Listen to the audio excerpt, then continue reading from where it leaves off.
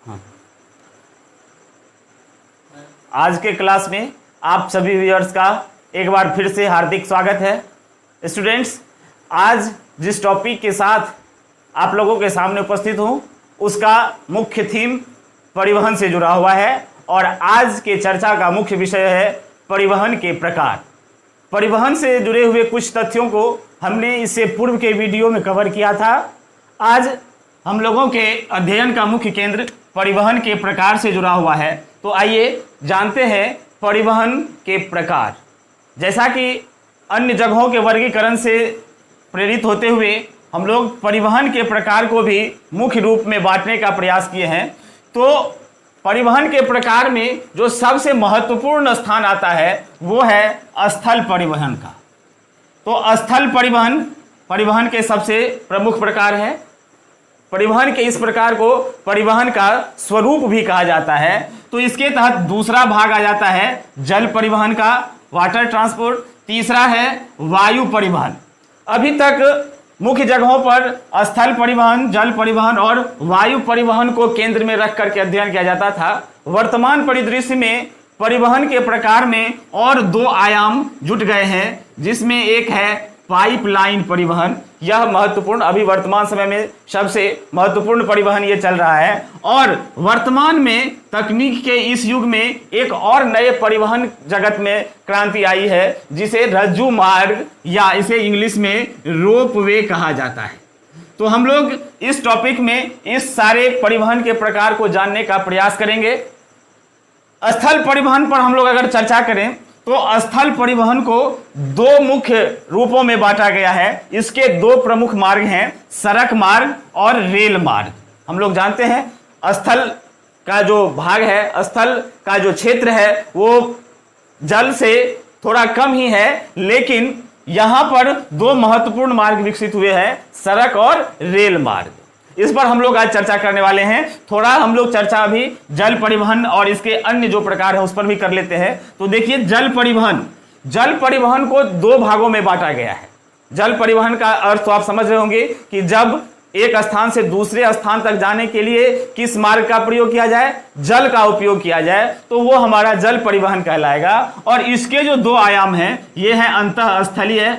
अंतःस्थलीय का मतलब होता है अगर हम किसी देश से जोड़कर इसको चले तो देश के अंदरूनी हिस्से में, उसके अपने भूभाग में, किसी देश से अगर जोड़कर देखिएगा तो उस देश के अपने भूभाग में जो उसके यहाँ उपलब्ध साधन है जल के, और उसके माध्यम से यदि वो परिवहन का कार्य हो रहा है तो उसे अंतःस्थलीय कहा जाता है। और समझने के लिए इसे घरेलू परिवहन भी कहा जाता है। उदाहरण के तौर पर यदि हम भारत से देख करके इसे देखें, जोड़कर देखें, तो भारत को नदियों का देश कहा गया है।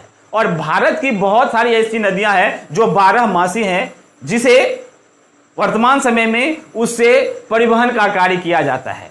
और याद रखना है हमें यहाँ कि जो हमारे घरेलू परिवहन है उसको WW के नाम से जाना जाता है, अर्थात इसे वाटर वेज। WW से वाटर वेज का नाम आ गया है। अभी तक WW1, WW2, WW3, WW4, WW5 और 6। तो अभी तक वर्तमान समय में 6 जो है अंतःस्थलीय घरेलू जो जल परिवहन है, इस पर चर्चा किया गया है, इस पर बात सामने आई है। इसको हम लोग जल परिवहन के सीरीज में देखने का प्रयास करेंगे।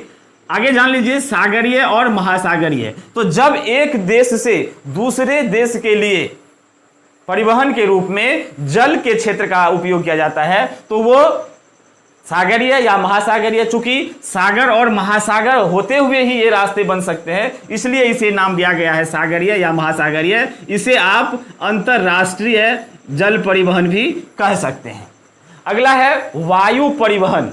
वायु परिवहन को भी दो भागों में बांटा गया है, राष्ट्रीय और अंतरराष्ट्रीय। राष्ट्रीय से अर्थ आप खुद समझ रहे होंगे कि जब किसी देश के अंदरूनी हिस्से में, उसके अपने भौगोलिक सीमा में यदि परिवहन का कार्य किया जा रहा है और उसका मार्ग क्या होगा, वायु का क्षेत्र होगा, तो उसे राष्ट्रीय परिवहन कहा जा सकता है। इसे घरेलू सेवा भी कहा जा सकता है, राष्ट्रीय क्षेत्र को घरेलू सेवा भी कहा जा सकता है। और अंतरराष्ट्रीय जब क्या होगा, अपने देश से बाहर या कोई दो देशों के बीच जब परिवहन के लिए वायु सेवा का उपयोग किया जाएगा तो वो वायु परिवहन कहा जाएगा। भारत में जानते हैं कि भारत में वायु परिवहन की सेवा जो शुरू हुई थी वो 1911 ईस्वी से शुरू हुई थी और वो पहली बार डाक सेवा इलाहाबाद से नैनी के बीच किया गया था। तो ये वायु परिवहन से जुड़ी बात, इसके लिए भी अलग से आप वायु परिवहन का एक सीरीज आएगा, उसका अवलोकन कर सकते हैं।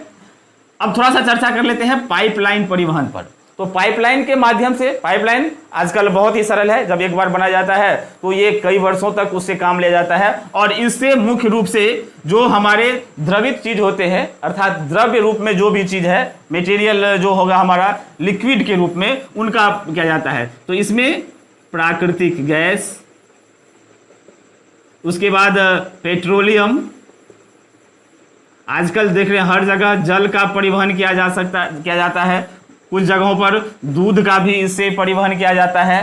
तो इस तरह से जो भी चीजें जो तरल पदार्थ में और उसको दूर तक ले जाना होता है तो उसके लिए आजकल पाइपलाइन परिवहन का प्रयोग किया जाता है। भारत के लिए आप जान सकते हैं HVJ पाइपलाइन जो है ये बहुत महत्वपूर्ण है, इसको जानने का प्रयास करेंगे। और रज्जू मार्ग, ये रोपवे होता है, ये जानने की बहुत महत्वपूर्ण चीज होती है कि ये जब कभी भी धरातल से ऊंचाई वाले स्थानों पर, खासतौर से जो आजकल पर्यटन का क्षेत्र विकसित हो रहा है तो वहां पर इस मार्ग का ज्यादा महत्व बढ़ गया है। आप इसका अवलोकन किसी हिल स्टेशन पर जाने के दौरान कर सकते हैं, या कोई ऊंचाई पर मंदिर अवस्थित है या ऊंचाई पर कोई रिसोर्ट अवस्थित है तो वहां जाने के लिए एक लिफ्ट के माध्यम से जो है रस्सी पर एक मार्ग बनाया गया है, इसे रज्जू मार्ग कहा जाता है। आजकल वर्तमान में कहीं कहीं बहुत सारी जगह पर जो उद्योग धंधे हैं और वहां मटेरियल ढोने के लिए भी इस रूट का प्रयोग किया जाता है। तो ये है रोप वे, रज्जू मार्ग। भारत में इसका अवलोकन करने का कुछ जगह है, जैसे आप मनसा मंदिर हरिद्वार जाएंगे या जम्मू कश्मीर के कुछ ऊंचाई वाले क्षेत्र पर जाएंगे, देवघर के रास्ते में त्रिकुट पर्वत पर जाएंगे, बिहार के आप राजगीर के क्षेत्र में जाएंगे, तो इन सारे जगहों पर वर्तमान में रज्जू मार्ग का विकास हुआ है। तो ये ओवरऑल एक हम लोग परिवहन के प्रकार का जो है एक अवलोकन किए।